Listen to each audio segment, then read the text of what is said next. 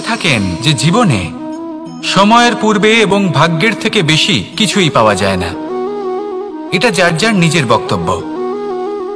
আমি বলবো এই সময় আসলে কি?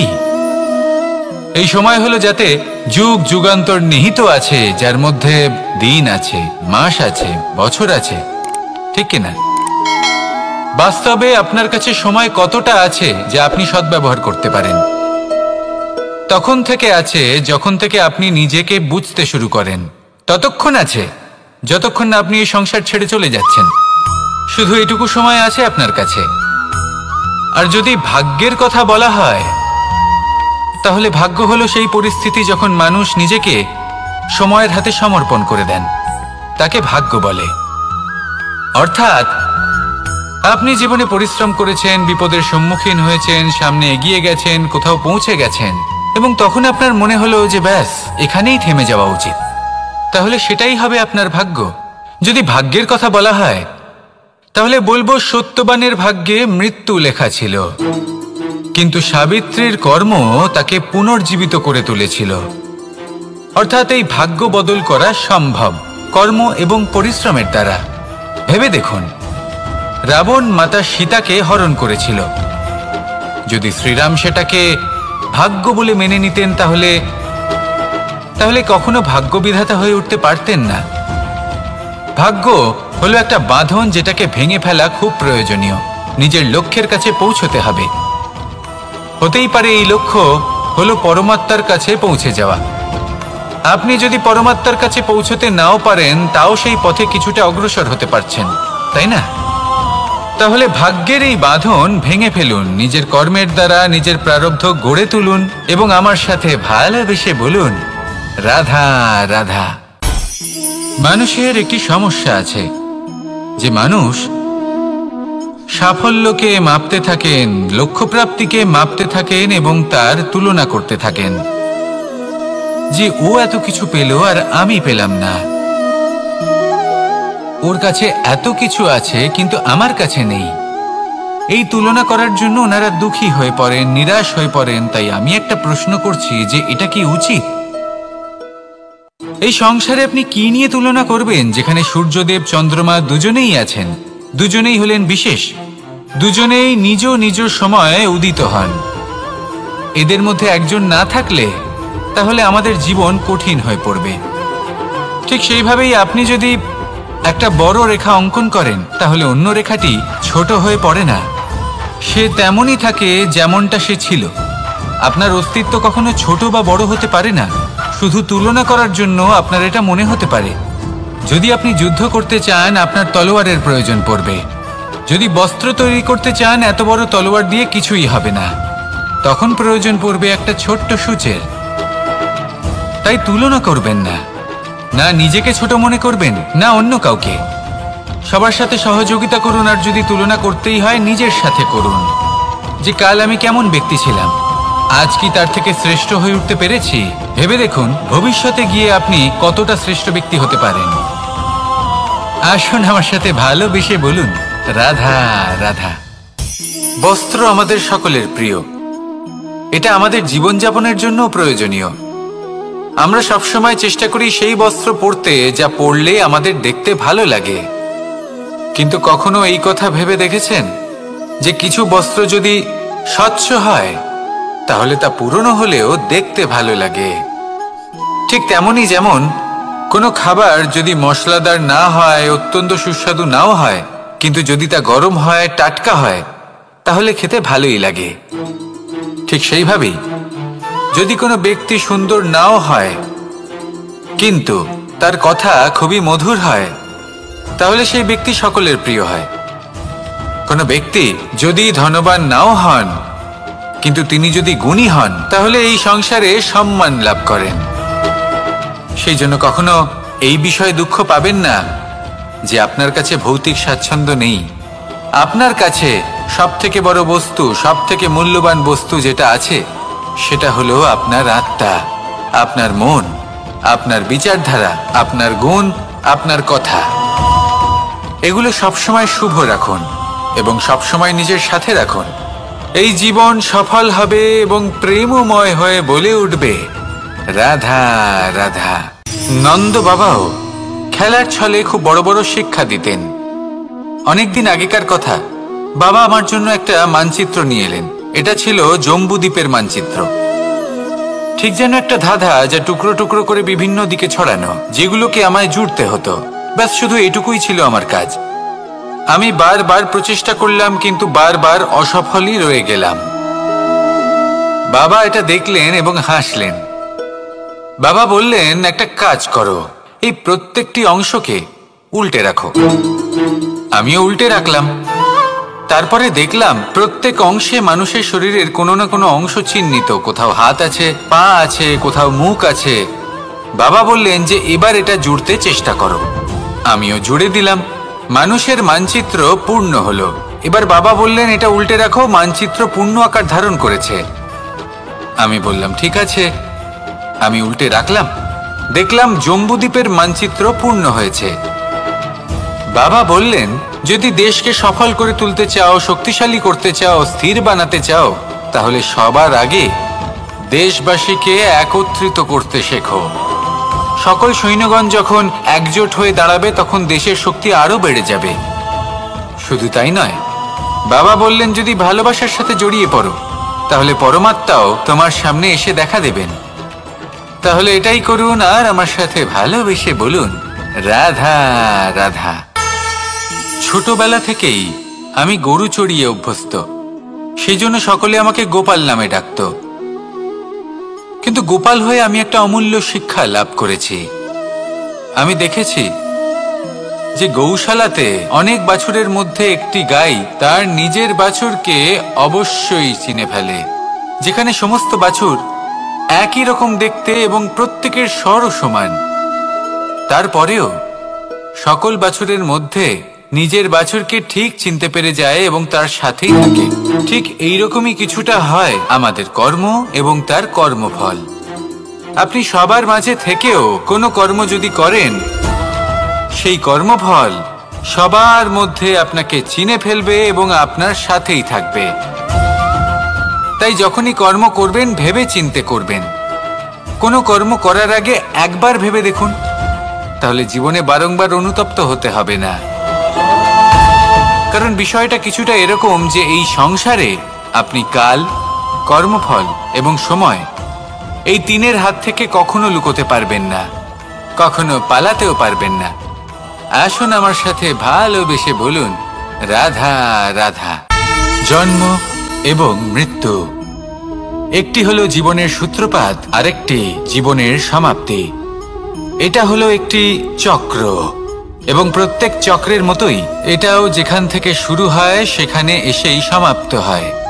অর্থাৎ প্রত্যেক ব্যক্তি যারা জন্ম নিয়েছেন, তার জন্মের সাথে এটা সুনিশ্চিত হয়ে যায় যে তার মৃত্যু হলো অবশ্যম্ভাবী।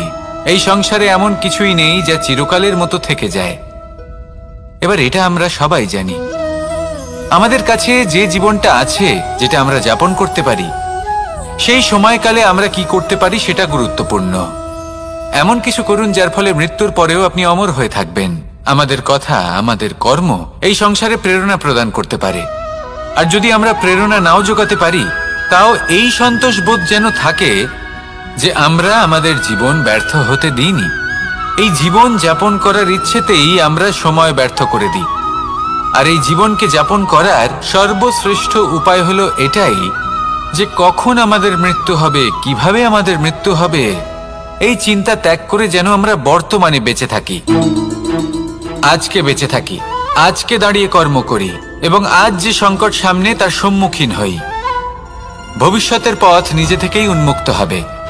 আপনার জীবনে অনেক বড় বড় বিপদরূপী পাথর আসবে। সেই পাথরগুলিকে এতটাই দুর্বল করে দিন যাতে সেই পথ আপনি অগ্রসর হওয়ার পরে আপনার পেছন পেছন যে সেই পথ দিয়ে আসবেন, তিনিও যেন সহজেই পাথর চূর্ণ করে সামনে অগ্রসর হতে পারেন। মনে রাখবেন, আপনার প্রচেষ্টারও একটা মাহাত্ম্য আছে। যদি আপনি কোনো কেল্লার শিখরে পতাকা উত্তোলন নাও করতে পারেন, তাহলেও আপনার প্রচেষ্টার যে মাহাত্ম্য তা কখনো কমে যাবে না। সেই জন্য প্রচেষ্টা করতে থাকুন আর আমার সাথে ভালোবেসে বলুন, রাধা রাধা। মানুষ সবসময় চায় যে তার জীবনে যেন কখনো কোনো সমস্যাই না আসে। সে চায় তার জীবন যেন শুধুমাত্র শান্তি এবং সুখের দ্বারা পূর্ণ থাকে।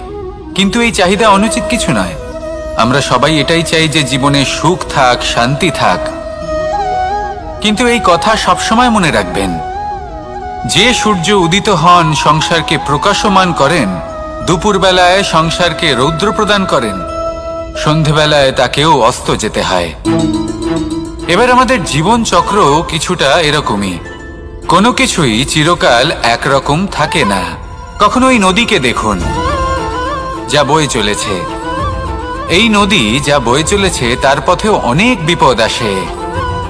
বড় বড় পাথরের সম্মুখীন হয়ে তাকেও সামনে এগিয়ে যেতে হয়। একটি পুকুর যা চারদিক থেকে ঘেরা, তার জীবনে কিন্তু কোনো সমস্যা নেই। কিন্তু এই সংসারে পুকুরের পুজো করা হয় না, পুজো করা হয় নদীকে। মনে রাখবেন, সমস্যার ঊর্ধ্বে তিনি উঠতে পারেন যিনি সমাধি লাভ করেছেন, যিনি এই সংসারেই নেই। যিনি এই সংসারে আছেন এবং জীবিত আছেন, তার জীবনের সমস্যা হলো শ্বাসবায়ুর মতোই গুরুত্বপূর্ণ। আসুন আমার সাথে ভালোবেসে বলুন, রাধা রাধা। বন হলো আমাদের সবারই প্রিয়। সেখানকার সৌন্দর্য, শান্তি, সেখানকার পরিবেশ আমাদের সকলের ভালো লাগে এবং সেখান থেকে আমরা কাঠ পাই, যা সংসারে আমাদের জীবনে আমাদের খুব সহায়ক হয়ে ওঠে। এর দ্বারা আমরা অনেক কিছুই প্রাপ্ত করতে পারি। অনেক বাদ্যযন্ত্র আমরা লাভ করতে পারি। এর অনেকভাবে প্রয়োগ সম্ভব। কিছু কাঠ অত্যন্ত সুগন্ধি হয় যা আমরা ঈশ্বরকে নিবেদন করি, যেমন চন্দন। এবার ভাবুন, একজন অসাবধানী ব্যক্তি, তার হাত থেকে ছোট্ট একটা আগুনের ফুলকি যদি সেখানে পড়ে, তাহলে তা সমগ্র বনকে ভস্ম করে দিতে পারে। আর যখন এই আগুন ছড়িয়ে পড়ে, তখন তা কাউকে রেহাই দেয় না। অন্য বৃক্ষকে নয়, পাতাকে নয়, ফলকে নয়, কাঁটাকে নয়, কাউকে নয়, পথে যাকে পায় তাকেই ভস্ম করে দেয়। এই ছোট্ট আগুনের ফুলকি।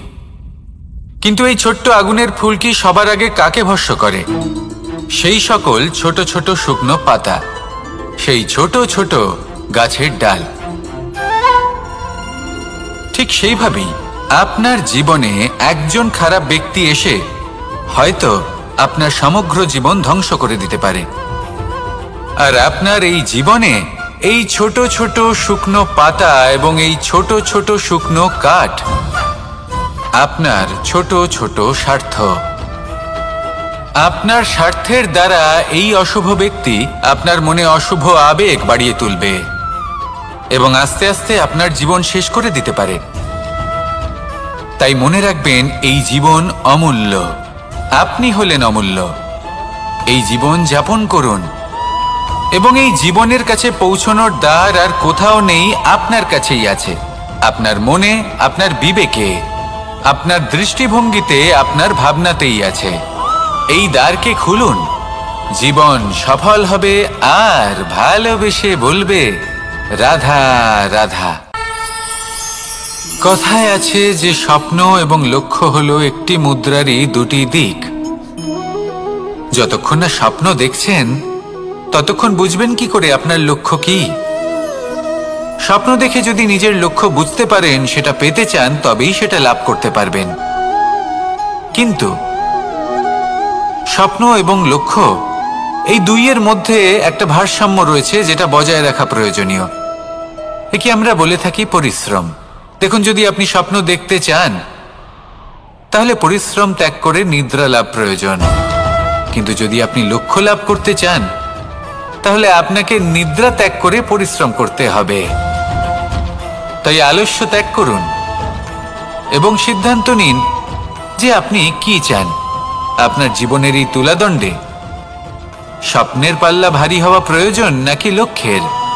আমার মতে এই দুইয়ের মধ্যে যদি ভারসাম্য বজায় রাখেন, তবে পথ নিজে থেকেই সামনে আসবে। শুধু সেই পথে অগ্রসর হতে থাকুন এবং আমার সাথে ভালোবেসে বলুন, রাধা রাধা। আমরা সবাই জীবনে সুখ লাভ করতে চাই। শুধু জীবনে কেন, জীবনের পরেও আমরা সুখ লাভ করতে চাই। আমরা সকলে স্বর্গের কামনা করি। কিন্তু খুব সহজ একটা কথা, যদি আপনি স্বর্গলাভ করতে চান তাহলে প্রথমে মৃত্যু লাভ করতে হবে। আপনি যদি প্রাণই না দেন তাহলে আপনি স্বর্গলাভ কিভাবে করবেন, তাই না? শুধু এই ছোট্ট একটা বিষয় দ্বারা আমরা জীবনে অনেক কিছুই শিখতে পারি। যদি আপনার কোনো লক্ষ্য থাকে, কোনো মনোবাঞ্ছিত স্থান থাকে, কোনো বড় কাজ আপনি করতে চান, তাহলে সেই সবই হবে। কিন্তু শুধুমাত্র কামনা করলে হবে না, আপনাকে কর্ম করতে হবে, নিরন্তর প্রয়াস, পরিশ্রম, পথ খুঁজতে হবে, সামনে অগ্রসর হতে হবে। কখনো অসফল হলে তার কারণ খুঁজতে হবে, বিপদের সম্মুখীন হতে হবে, অন্তর থেকে নিজের শক্তি বাড়িয়ে তুলতে হবে। তবেই আপনি নিজের লক্ষ্য লাভ করতে পারবেন, মনোবাঞ্ছিত স্থান পাবেন। মহান নদী গঙ্গা একটি বিন্দু দ্বারা শুরু হয়, ধীরে ধীরে অগ্রসর হয়। কোনো পাথরে ধাক্কা খেলেও সে থামে না, বরং এগোতেই থাকে। তারপরেই সে মহান নদী গঙ্গা হয়ে উঠতে পারে। পরিশ্রম করুন, লক্ষ্য লাভ করুন, আর আমার সাথে ভালোবেসে বলুন, রাধা রাধা। এই সংসারে 3 ধরনের আবেগ অত্যন্ত গুরুত্বপূর্ণ, যা প্রত্যেক মানুষের জীবনে থাকে। প্রথমটা হলো আনন্দ, যা আমরা সবাই লাভ করতে চাই। দ্বিতীয় হলো ক্রোধ, এটা তখনই আসে যখন আমরা আমাদের উপর নিয়ন্ত্রণ হারাই বা কোনো পরিস্থিতি আমাদের প্রতিকূল হয়ে থাকে। তৃতীয় হলো দুঃখ, এই দুঃখ তখনই আসে যখন কোনো একটা পরিস্থিতি আমাদের মনের মতো হয় না, বা আমাদের প্রিয়জন আমাদের বুঝতে পারেন না, আমরা অমূল্য কিছু হারিয়ে ফেলি, তখন এই দুঃখ আমাদের হৃদয়ে আশ্রয় নেয়। এই 3 আবেগ হলো এমন যে আমাদের জীবনে আসতে এবং যেতে থাকবে। কিন্তু এই 3টি আবেগের বিষয়ে কোন কথাটা মনে রাখতে হবে সেটা শুনুন। যখনই আপনি আনন্দে থাকবেন, প্রতিশ্রুতি দেবেন না, কারণ যখন মানুষ আনন্দে থাকেন তখন তিনি নিজের বিবেক বোধ হারিয়ে ফেলেন। দ্বিতীয়ত, যখনই আপনি ক্রুদ্ধ হবেন, উত্তর দেবেন না, কারণ ক্রোধের বশে যে উত্তরই দেবেন সেটা শুভ হবে না। তৃতীয়ত, যখনই আপনি দুঃখী থাকবেন, কোনো সিদ্ধান্ত নেবেন না, তখন নিজের মনের ওপর, নিজের কর্মের ওপর, নিজের উপর নিয়ন্ত্রণ রাখতে চেষ্টা করুন। যদি এই 3টি আবেগের ক্ষেত্রে এই জিনিসগুলো মনে রাখেন তাহলে জীবনে কখনো আক্ষেপ করবেন না। আসুন আমার সাথে ভালোবেসে বলুন, রাধা রাধা। আমাদের মধ্যে বেশিরভাগ মানুষ কোনো না কোনো মহাশক্তির উপস্থিতিকে বিশ্বাস করেন।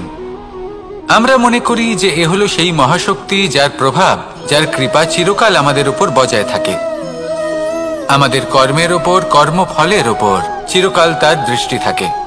আমাদের মধ্যে কেউ একে ঈশ্বর মনে করেন, কেউ বা প্রকৃতি মনে করেন, বা কেউ কোনো গৃহপালিত পশুর মধ্যে মহাশক্তির দর্শন লাভ করেন, বা কেউ কোনো বস্তুর মধ্যে।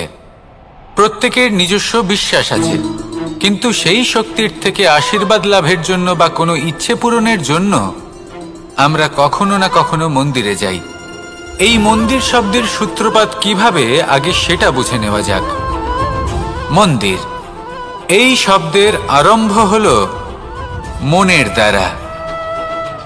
কিন্তু বেশিরভাগ মানুষ যখনই মন্দিরে যান কোনো ইচ্ছে পূরণের জন্য বা ইচ্ছে পূরণ হওয়ার পরে ধন্যবাদ দেওয়ার জন্য, তখন তিনি শুধুমাত্র শারীরিকভাবে সেখানে উপস্থিত থাকেন। তার মন তো সাংসারিক কাজের মধ্যেই ঘোরাফেরা করতে থাকে, তাই না? তাহলে বলুন, এর অর্থ কি? যদি আপনি মন্দিরে নিজের মনকেই না নিয়ে যান তাহলে তার কি লাভ হবে? মন্দিরে গিয়ে নিজের মনকে ঈশ্বরের চরণে পূর্ণরূপে সমর্পণ করুন। নিজের মন থেকে ঈশ্বরের আরাধনা করুন, আর এই মন থেকেই বলুন, রাধা রাধা। মানুষ শুধুমাত্র 2 ধরনের ব্যক্তির সামনেই নত হন। একজন হলেন তিনি যাকে তিনি সম্মান করেন, আর আরেকজন যাকে তিনি ভয় পান। এবার কোনো ব্যক্তি যদি আপনার সামনে নত হন তাহলে তার পেছনের কারণ কি? আপনার প্রতি সম্মান নাকি আপনার প্রতি ভয়? সেটা আপনাকেই বুঝতে হবে। যদি আপনি এমন মনে করেন যে তাতে কি যায় আসে, ভয় হোক বা সম্মান, কেউ আমার সামনে নত তো হচ্ছেন, যদি এটা আপনার চিন্তা ভাবনা হয় তাহলে আপনাকে মনে করিয়ে দিই, এই সময় বদলাতে বেশি সময় লাগে না। আজ যে ব্যক্তি আপনাকে দেখে ভয় পাচ্ছে, কাল এই ভয়ের সমাপ্তিও ঘটতে পারে। আবার এমনও হতে পারে যে তার কাছে অত্যধিক শক্তি চলে এলো। অনেক কিছুই হতে পারে। তাই মনে রাখবেন, যে মাথা ভয়ের কারণে নত হয় তা সময় এলে সবার আগে বিরোধিতা করতে পারে, আর যে মাথা সম্মানের কারণে নত হয় আপনার জন্য নিজের শিরচ্ছেদও সে করতে পারে। তাই সকলকে আপন করে নিন, কিন্তু ভয় প্রয়োগ করে নয়। কর্ম করুন এবং সম্মান অর্জন করুন। শুধু এটাই করুন আর আমার সাথে ভালোবেসে বলুন, রাধা রাধা।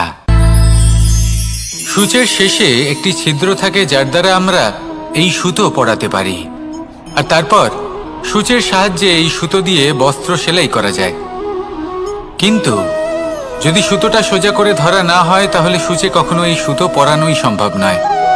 যদি এতে কোনো গিঁট পড়ে তখন তা কখনোই এই ছিদ্র দ্বারা প্রবেশ করা সম্ভব নয়। ঠিক এইভাবেই যদি আপনি কারোর জীবনে প্রবেশ করতে চান, কারোর অন্তরে প্রবেশ করতে চান, তাহলে আপনাকেও সহজ থাকতে হবে। এতে কোনো গিঁট থাকলে চলবে না, অর্থাৎ মনে যাতে কোনো মালিন্য না থাকে, যেন কোনো কুচিন্তা না থাকে। যদি এসব থাকে তাহলে আপনি কখনো কারোর জীবনে প্রবেশ করতে পারবেন না। আর যদি কোনোভাবে আপনি প্রবেশ করেও যান তাহলে তার মনে ঘর করতে পারবেন না। নিজেকে এই সুতোর মতন করে তুলুন, সহজ। মনে যেন কোনো কুচিন্তা না থাকে, সবার প্রতি যেন সদ্ভাবনা থাকে, শুভ চিন্তা থাকে। এমনটা করতে থাকুন। এমন একটা দিন আসবে যেদিন এই সমস্ত সংসারের ব্যক্তির মনে আপনি বাস করবেন, আর তখন এই মন প্রসন্ন হয়ে বলবে, রাধা রাধা। সূর্য হলেন আমার অত্যন্ত প্রিয়। প্রতিদিন আমাকে নতুন শিক্ষা দিতে থাকেন। একবার সূর্যকে দেখুন। 4 প্রহর পর্যন্ত উনি অন্ধকার সহ্য করেন, তারপর আস্তে আস্তে উদিত হন। প্রথমে লাল, তারপর গেরুয়া, তারপর শ্বেত বর্ণ ধারণ করেন। আস্তে আস্তে আকাশে উদিত হন, আর তারপর সমস্ত সংসারে প্রকাশমান হয়ে উঠবেন।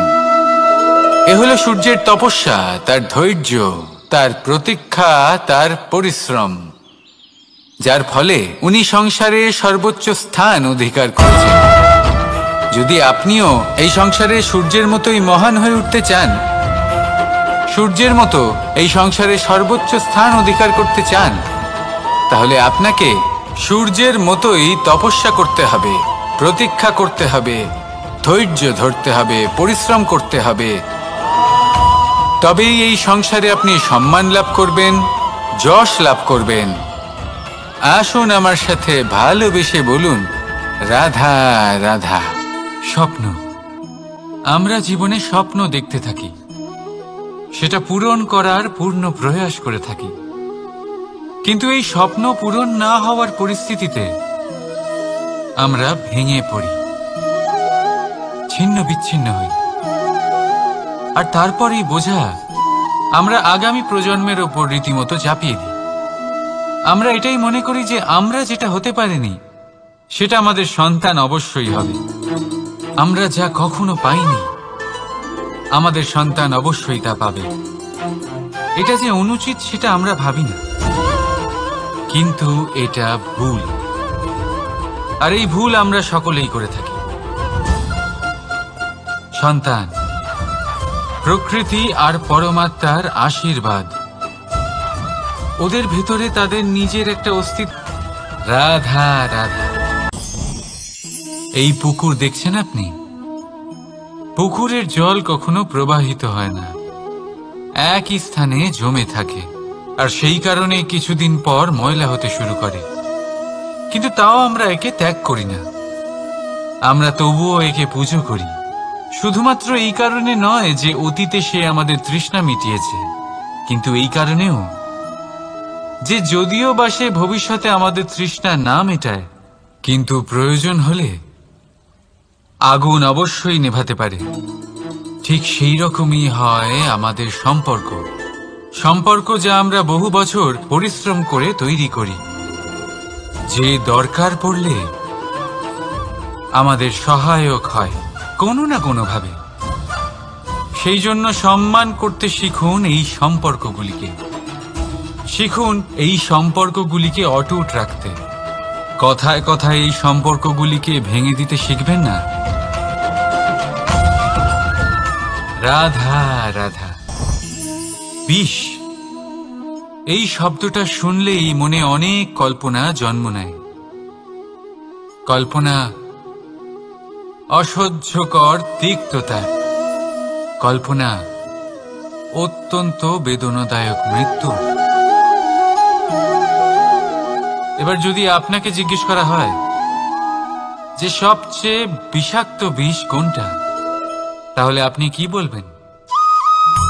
কেউ বলবে সর্পের বিষ, কেউ বলবে কাঁকড়া বিছের, কেউ বলবে কালকেউটের বিষ।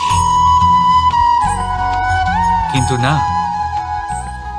এই সমস্ত রকম বিষ সেই বিষের সামনে টিকতে পারবে না যাকে আমরা বলে থাকি কানের মধ্যে ঢালা বিষ।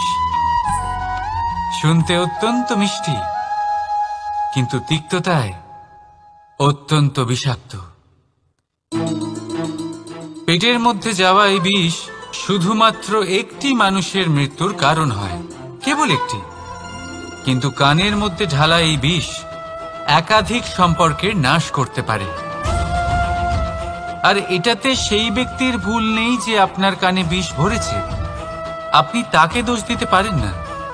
এখানে দোষ আপনার নিজের, যে এই বিষকে আপনি নিজের উপরে প্রভাব ফেলতে দিয়েছেন। এই বিষকে সুযোগ দিয়েছেন আপনার ক্ষতি করতে, এটা আপনার ভুল। সেই জন্য কুমন্ত্রণায় কখনো কান দেবেন না। আপনার মনে ভালোবাসার দৃঢ়তা জাগিয়ে তুলুন আর নষ্ট করে দিন এই সংসারের সমস্ত বিষের প্রভাবকে। রাধা রাধা। জীবন, আমাদের এই জীবন, সুখ আর দুঃখ, এই দুইয়ের মিশ্রণ। এদের সংমিশ্রণই জীবনের ভারসাম্য বজায় রাখে। এখন এই সুখ, সুখ এমন এক বস্তু যাকে সবাই খুঁজে চলেছে। দুঃখ এমন এক অনুভূতি যা সবার কাছে আছে।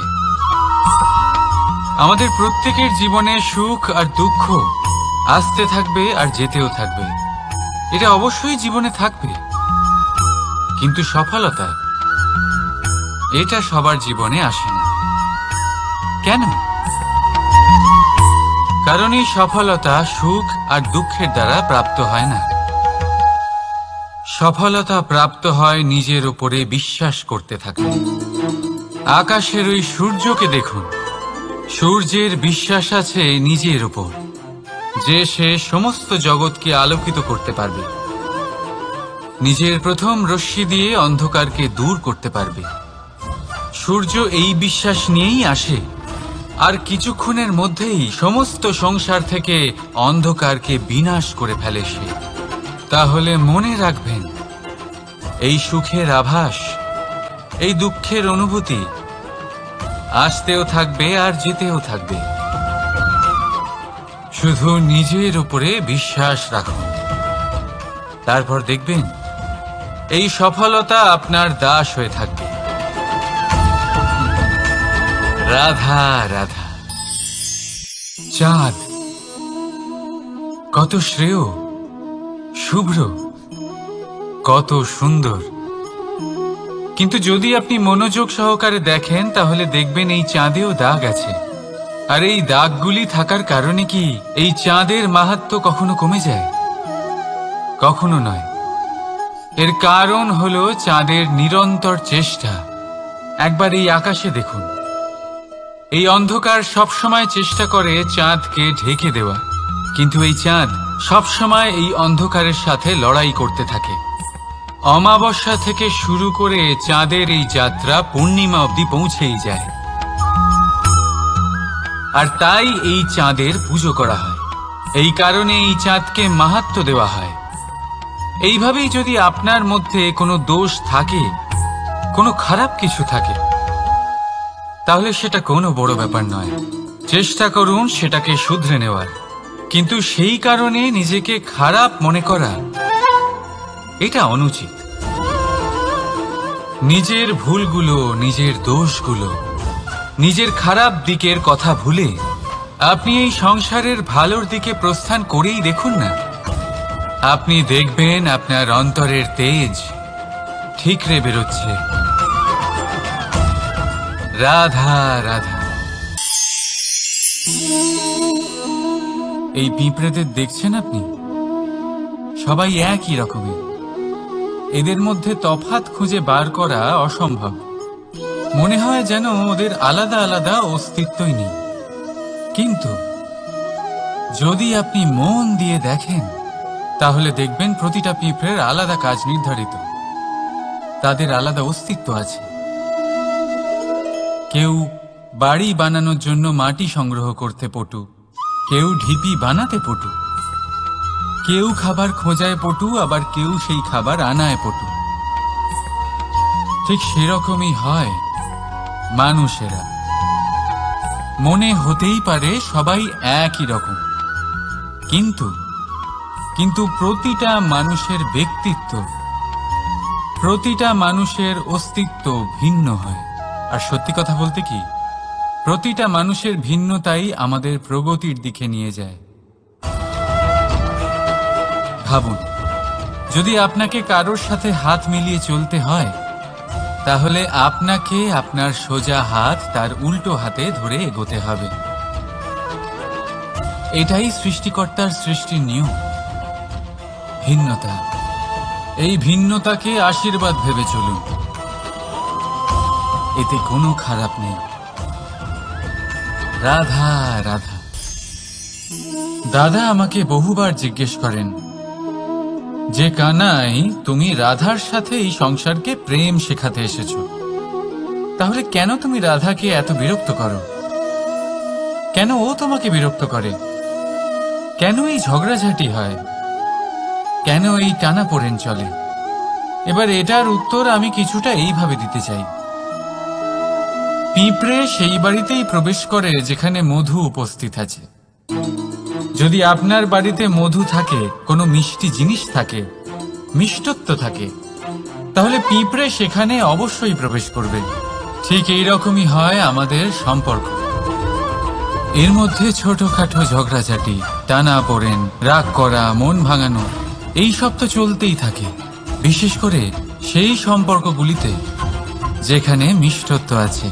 মনে রাখবেন, যেই সম্পর্কে কোনো খুনসুটি নেই, রাগ করা, মান ভাঙানো নেই, কোনো ছোটখাটো ঝগড়াঝাটি নেই, সেই সম্পর্ক শুধুমাত্র মস্তিষ্ক দিয়ে পালন করা হচ্ছে, মন থেকে নয়।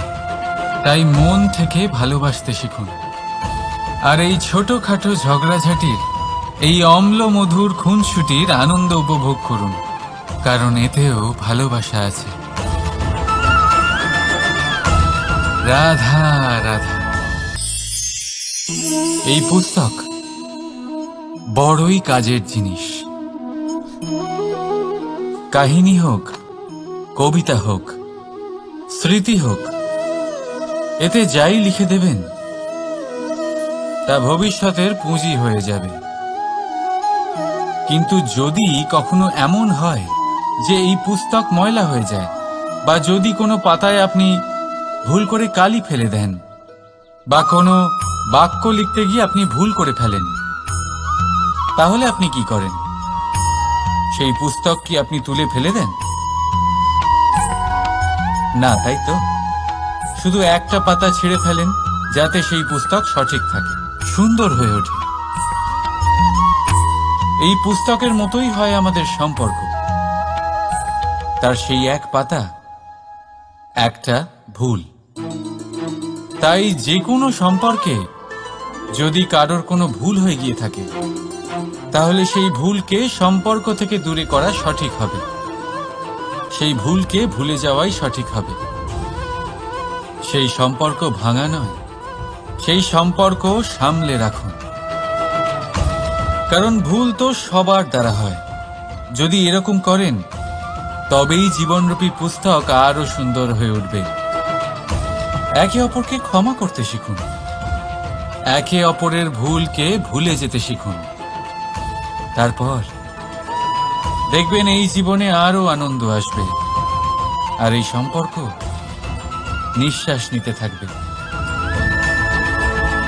রাধা রাধা।